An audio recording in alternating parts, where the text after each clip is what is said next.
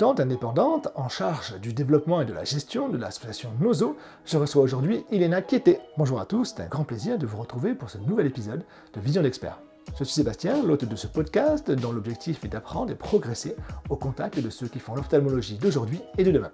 Ancien responsable de centre ophtalmologique dans le sud de la France, je suis désormais consultant. J'accompagne les ophtalmologues dans leur installation, je réalise des audits avec préconisation, je recrute et je forme des responsables de centre et je forme les médecins et les managers sur de nombreuses thématiques comme l'optimisation de la cotation et le développement de leur chiffre d'affaires. Aujourd'hui, nous partons à la rencontre d'Ilena qui porte à bout de bras l'association Nozo qui a pour vocation d'améliorer l'organisation des centres ophtalmologiques. Pour avoir personnellement mis en place cette démarche qualité lorsque j'étais salarié, cette rencontre me fait particulièrement plaisir. Je ne vous en dis pas plus, je vous laisse regarder l'interview tournée il y a quelques jours et je vous retrouve juste après pour la conclusion. Voilà, l'enregistrement est lancé. Ilena Kieté, merci d'avoir accepté mon invitation. C'est un plaisir de te recevoir. Ça fait un moment qu'on se connaît déjà, puisque le programme que tu gères pour des ophtalmos, j'y ai adhéré dans mon premier job de responsable de centre. Et donc, du coup, j'ai suivi tout ça. Donc, je connais bien, mais je vais te laisser, avant ça, nous expliquer qui tu es et te présenter de façon succincte. Bonjour à tous, donc je m'appelle Ilena Kieté et je suis experte en management des organisations. À ce titre, je suis les organisations pour une société qui s'appelle Indio Consulting que je dirige. Et pour Nozo, je suis responsable qualité et donc responsable du programme de certification qualité ISO 9001 pour les ophtalmologistes. D'accord. Alors, évidemment, hein, certification, ISO, tout ça, peut-être que notre audience ne maîtrise pas tous ces termes. Est-ce que tu peux nous dire, déjà, pour commencer, heu, pourquoi est-ce que Nozo a été créé? Pourquoi est-ce que cette association a été créée? Tout à fait. Alors, Nozo, c'est une association loi 1901 et c'est la rencontre, je dirais, d'une idée, d'une bonne idée et d'une personne à l'époque, Jean-Bernard Rottier, dans un contexte de pénurie d'ophtalmologistes. Et oui, parce que quand il y a pénurie d'ophtalmologistes, l'inquiétude première, c'était garantir la qualité. Vous savez que quand il n'y a pas beaucoup d'offres, eh ben, le risque, c'est qu'on perde de vue la qualité. Et donc, de cette idée est née l'association Nozo, qui a réuni un bureau et qui a associé le syndicat aussi dans cette aventure et qui a permis de créer ce programme pour les ophtalmologistes. Au départ, cette idée de Jean Bernard, qu'est-ce que c'est devenu avec le temps? Avec le temps, il n'était plus question que de garantir la qualité du service, mais aussi d'accompagner les cabinets d'ophtalmologie à s'organiser pour pouvoir répondre et faire face à cette pénurie. Et les cabinets se sont organisés, s'associant en devenant des petits centres, des petites sociétés, des TPE, des centres où il y a plusieurs employés. Et donc les besoins en organisation et en coordination ont augmenté. Et en fait, la norme ISO 9001 qu'on certifie, c'est une norme d'organisation et de management. D'accord, donc du coup, tu vas nous raconter ça, mais a priori, déjà, comment est-ce qu'on fait pour adhérer, à l'association? Alors, Conc c'est très simple. Chaque année, entre septembre et décembre, on constitue on fait un appel à cotisation, hein, c'est une participation libre. La cotisation est à partir de 380 euros, donc elle défie vraiment toute concurrence pour un médecin. Et les cabinets qui souhaitent être dans le programme de certification adhèrent. Et en adhérant, on met à disposition des outils et un accompagnement qui leur permet, au bout d'un an, d'obtenir la certification ISO 9001. N'importe quel cabinet peut participer. Le programme, il est adapté aux plus petits et aux plus grands cabinets. C'est ça. Alors c'est vrai que pour, je peux donner justement mon expérience personnelle. C'est vrai que ce qui est intéressant, c'est que lorsqu'on est, chef de centre et ben, on n'a pas, forcément toutes les compétences en termes de qualité, d'organisation et cetera et adaptées à l'ophtalmologie. Donc c'est vrai que moi, ce qui m'a beaucoup servi et ce qui a beaucoup servi au centre que je dirigeais à l'époque, c'est que ça a permis dans plein de domaines différents, de mettre en place des règles, des normes qui font que, eh bien, on est beaucoup plus carré, beaucoup plus cadré et on a surtout une vision, à 360 du centre que l'on pourrait découvrir au fil du temps évidemment, mais là, Nozo nous permet de gagner du temps et également d'ailleurs, durant le petit stage que tu organises, dernier trimestre de l'année, eh bien, ça permet aussi de rencontrer, d'autres personnes qui seront également référents qualité dans leur propre centre et donc du coup, de pouvoir échanger sur les difficultés. Effectivement, tu présentes qu'est-ce que ça a t'apporté cette démarche. Comme tu disais au début, qu'est-ce que c'est ISO 9001? En fait, il faut comprendre que c'est à la fois c'est une norme d'organisation.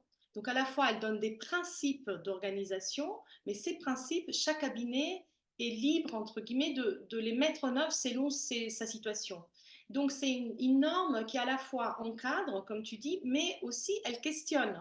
Donc, elle remet en question des certitudes. Donc, elle est adaptée à des centres, par exemple, qui sont en charge d'une aide dans la partie administrative et organisationnelle, en fournissant des lignes directives claires et des outils qui pourront être mis en place directement dans les centres. Mais un centre, par exemple, d'excellence, qui est déjà un très bon niveau qualitatif, grâce à cette norme, pourra se re-questionner. Parce que, par exemple, on fournit des outils d'autodiagnostic. Donc, le centre va se autodiagnostiquer sur les modes de fonctionnement et savoir comment il se positionne par rapport à ce standard qui est internationalement reconnu et qui s'appelle ISO 9001. Il est vrai que souvent, quand on parle de normes, hein, ça fait peur. On dit, voilà, on va nous encadrer, on va comment dire, nous resserrer dans quelque chose dans lequel on ne sera pas à l'aise. Et en fait, cette norme, elle est intéressante parce qu'elle est adaptable. Chaque cabinet, selon sa structure, pourra déployer ses principes.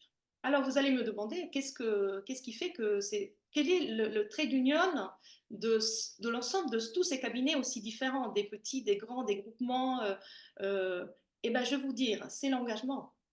Parce que d'une part, il y a la norme, et c'est le contenu de la norme, ça intéresse pour l'organisation. Mais d'autre part, ce qui est intéressant ici de remarquer, c'est l'engagement que ces cabinets prennent.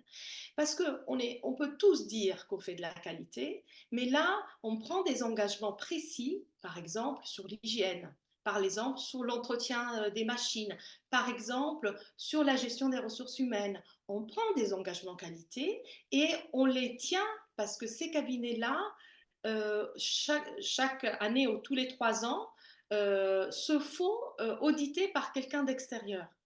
Et donc, ils démontrent que les engagements qu'ils prennent dans la démarche qualité, eh ben, ils sont tenus. Je dirais que s'il y a quelque chose, s'il y a un mot qu'il faut retenir, c'est vraiment engagement. D'accord, très bien et du coup, alors on a vu, hein, que, l'ophtalmologie c'est pas mal développé, hein, depuis 10 ans maintenant. Il y a de plus en plus de responsables de centres. Est-ce que c'est plus facile pour toi maintenant de mettre en place ces normes-là, alors que qui donc du coup voient arriver à leur tête des gens qui ont, souvent on va dire une qualification un petit peu plus haute, ou alors, beh, finalement ça va pas changer grand-chose? Heu, oui, c'est beaucoup plus intéressant, je dirais, parce que, comme je disais, l'ISO 9001, en réalité, c'est une norme d'organisation de management. Donc, au départ, on l'a déployé vraiment plus pour les tout petits cabinets, pour leur donner de l'aide au niveau plus réglementaire.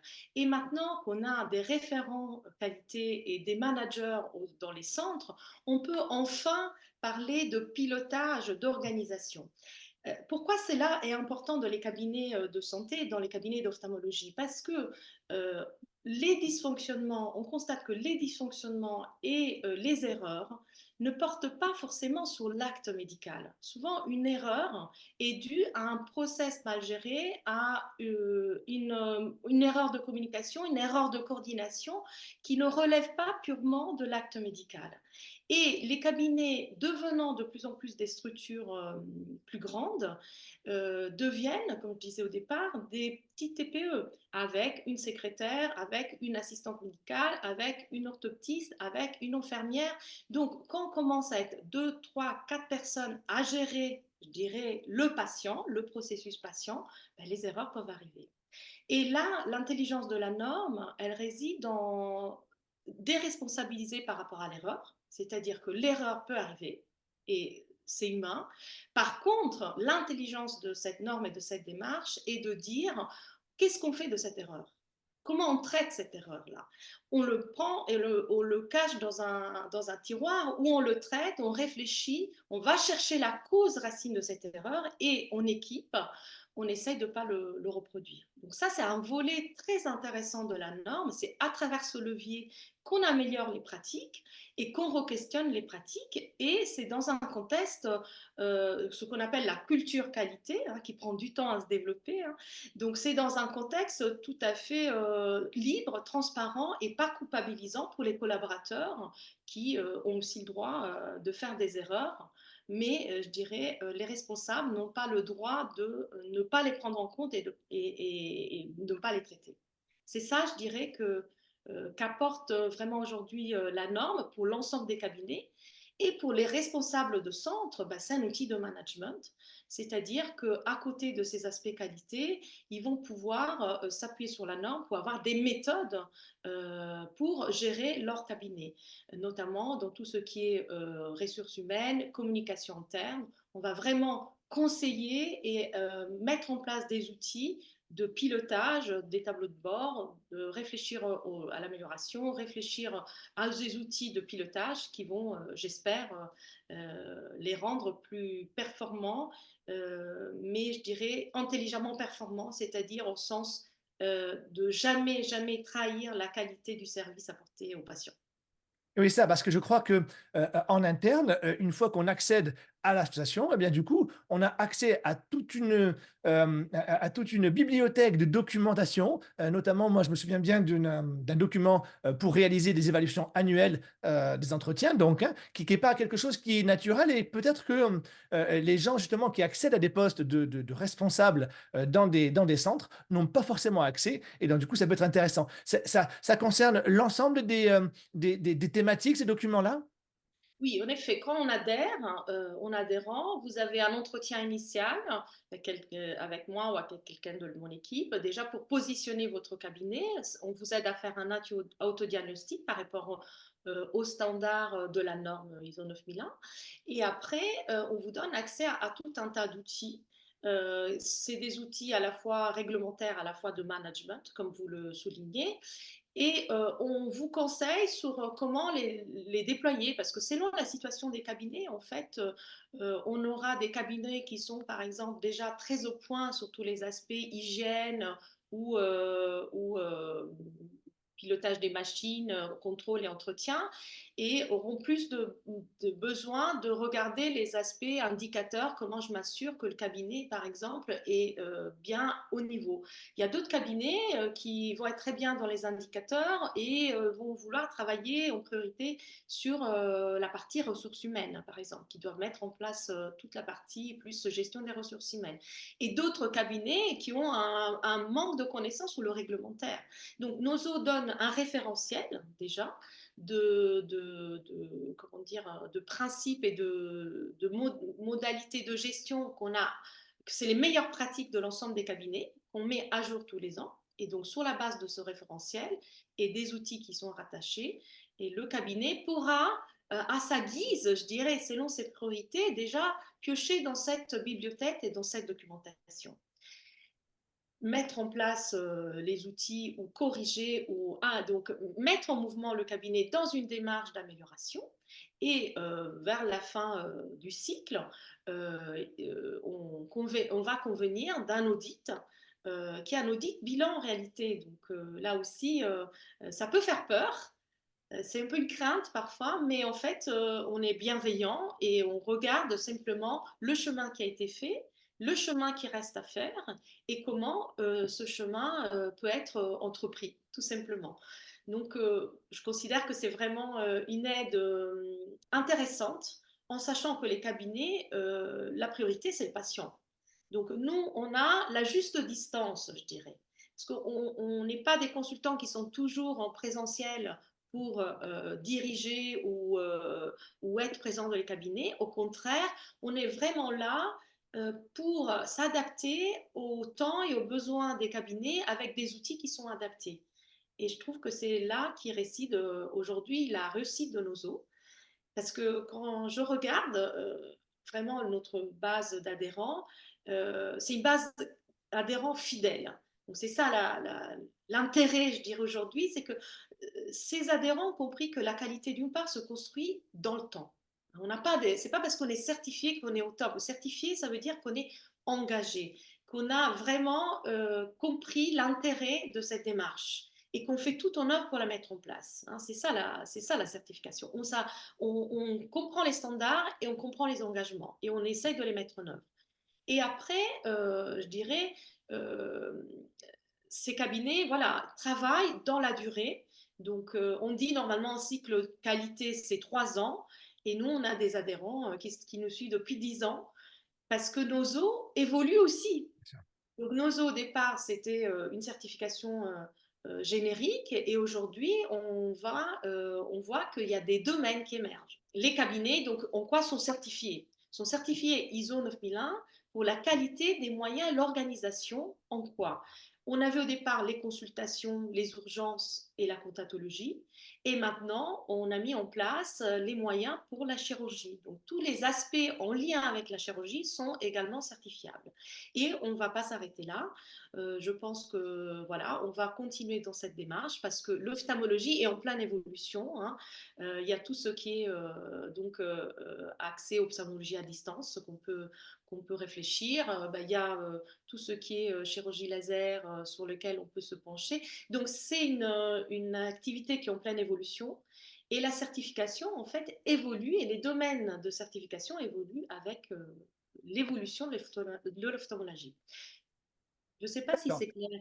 Ah oui, c'est très clair, c'est très, très clair, et c'est vrai qu'en effet, hein, je crois que tu as bien résumé, Nozo, c'est une boîte à outils qui va nous permettre de démarrer, évidemment un cheminement sur la route de la qualité.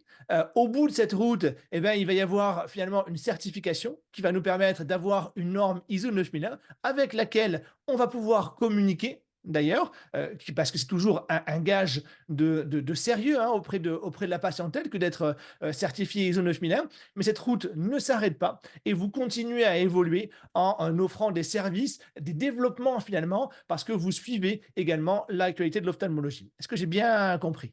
Exactement. C'est-à-dire que vous avez à la fois le diplôme à la fin, comme quoi vous avez suivi ce programme et cette démarche, mais vous avez les outils pour vous améliorer. Donc, vous avez les contenus des cours et on vous aide à les mettre en œuvre avec le contenu du programme lui-même.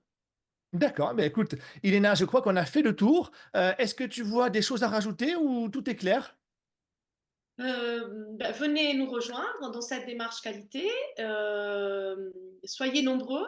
C'est vraiment des outils formidables. Les cabinets qui sont rentrés dans cette démarche, comme je disais, ils y restent. Et aussi, c'est une démarche qui est portée par des ophtalmologistes, il ne faut pas l'oublier. Donc, moi, j'œuvre en tant que, je dirais, experte et consultante, mais NOZO, c'est une association qui est dirigée, qui a été créée par des ophtalmologistes, qui est dirigée par des ophtalmologistes à titre bénévole. Donc, aujourd'hui, le président est le docteur Contel, Gabriel Contel, qui a créé le CIL à Paris. Et c'est un grand centre d'ophtalmologie et spécialisé dans la DMLA. Et donc, rejoignez-nous dans cette aventure de la qualité qui, je dirais, réunit à la fois le sérieux, l'exigence et l'adaptivité, l'intelligence qui est nécessaire pour bien faire fonctionner vos cabinets et bien prendre en charge qualitativement les patients. Et c'est notre objectif commun. D'accord, mais écoute, merci Léna, ça a été un plaisir de te revoir pour cet entretien qui, je crois, peut apporter beaucoup à notre audience, et notamment aux chefs de centre qui souhaiteraient vraiment se doter d'une aide extrêmement précieuse. Merci Léna, à bientôt. Merci, à bientôt. Voilà, je vous retrouve pour la conclusion de cet épisode de Vision d'Expert. J'espère qu'il vous a plu et que vous avez appris des choses. Alors que vous apparteniez à un petit ou un grand centre, je vous conseille fortement de rencontrer Ilina et de voir ce que Nozo peut vous apporter. Mon objectif étant de vous apporter toujours plus de valeur, n'hésitez pas à me dire ce que vous avez apprécié et ce que vous aimeriez que j'améliore. Voilà, merci d'avoir regardé ce numéro jusqu'au bout. N'hésitez pas à liker et partager. Je vous souhaite une belle journée et je vous dis à très vite pour un nouvel épisode.